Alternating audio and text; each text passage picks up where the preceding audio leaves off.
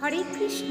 শ্রী চৈতন্য চৈতামৃত থেকে শ্রী চৈতন্য মহাপ্রভুর জন্মলীলা আপনাদের সামনে তুলে ধরার চেষ্টা করছি। প্রথম শ্লোকে বলেছে, সপ্রসীদতু চৈতন্য দেব যস্য প্রসাদাৎ তদ্লীলা বর্ণনে যোগ সৎসধর্মোপয়ম। যার কৃপার প্রভাবে অত্যন্ত অধঃপতিত জন তার লীলা বর্ণনে সমর্থ হয়, সেই শ্রী চৈতন্য মহাপ্রভুর কৃপা আমি প্রার্থনা করি। এই শ্লোকটির ব্যাখ্যা আরও ভালো করে বোঝানোর জন্য এখানে বলা হয়েছে, শ্রী চৈতন্য মহাপ্রভু অথবা শ্রীকৃষ্ণের কথা বর্ণনা করতে হলে অলৌকিক শক্তির প্রয়োজন হয়, যা হচ্ছে ভগবানের কৃপা ও আশীর্বাদ। এই কৃপা ও আশীর্বাদ ব্যতীত অপ্রাকৃত গ্রন্থ রচনা করা যায় না।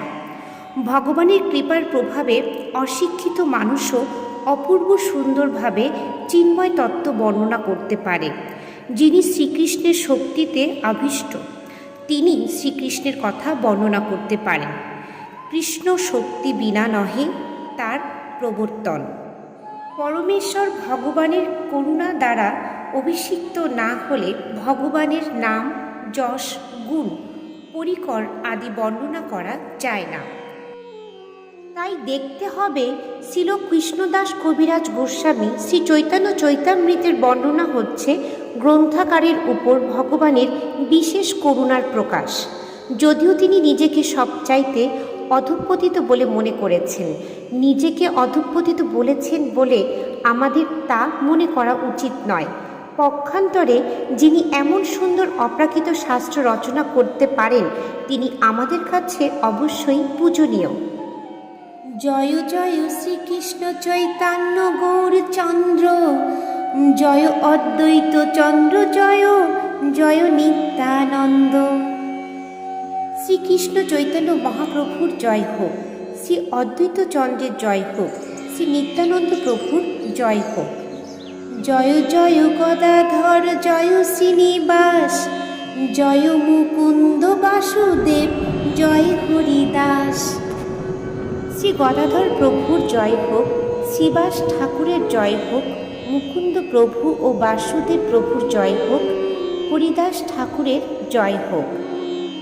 জয় দামোদর স্বরূপ, জয় মুরারি গুপ্ত, এসব চন্দ্রোদয়ে তম কৈল লুপ্ত। স্বরূপ দামোদর ও মুরারি গুপ্তের জয় হোক।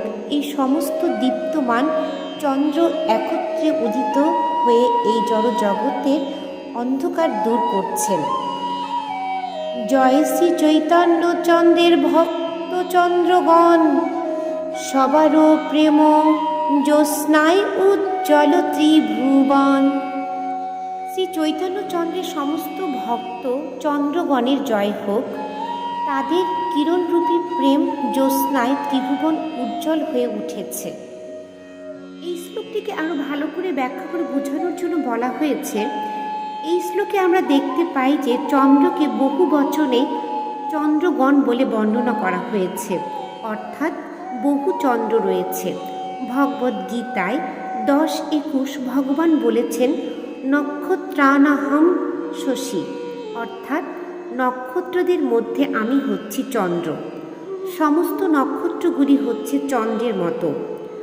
পাশ্চাত্যের জ্যোতির্বিদরা মনে করেন যে নক্ষত্রগুলি হচ্ছে সূর্যের মতো, কিন্তু বৈদিক জ্যোতির্বিদরা বৈদিক শাস্ত্রের নির্দেশ অনুসরণ করে বিবেচনা করেন যে নক্ষত্রগুলি হচ্ছে চন্দ্রের মতো।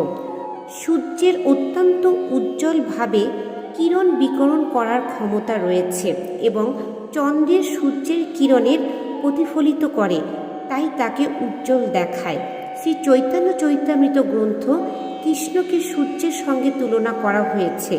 পরম শক্তিমান হচ্ছেন পরমেশ্বর ভগবান শ্রীকৃষ্ণ বা শ্রী চৈতন্য মহাপ্রভু। তার ভক্তরাও উজ্জ্বল ও জ্যোতিময়, কেননা তারা পরম সূর্যকে প্রতিফলিত করেন। শ্রী চৈতন্য চৈতামৃততে মধ্যলীলায় 22-31 বর্ণনা করা হয়েছে, কৃষ্ণ সূর্য সম মায়া হয় অন্ধকার, যাহা কৃষ্ণ তাহা নাহি মায়ার অধিকার। এর অর্থ হচ্ছে শ্রীকৃষ্ণ হচ্ছেন সূর্যের মতো উজ্জ্বল, আর মায়া হচ্ছে অন্ধকার। যখন সূর্যের উদয় হয় তখন মায়ারূপী অন্ধকার আর থাকতে পারে না। তেমনি এই শ্লোকে বর্ণনা করা হয়েছে যে সূর্য কৃষ্ণরূপী প্রতিফলন করার ফলে উজ্জ্বল শ্রী চৈতন্য মহাপ্রভুর ভক্তগণের প্রেম জ্যোতিময় কলিযুগের অন্ধকার থাকার সত্ত্বেও ত্রিভুবন উজ্জ্বল হয়ে উঠেছে।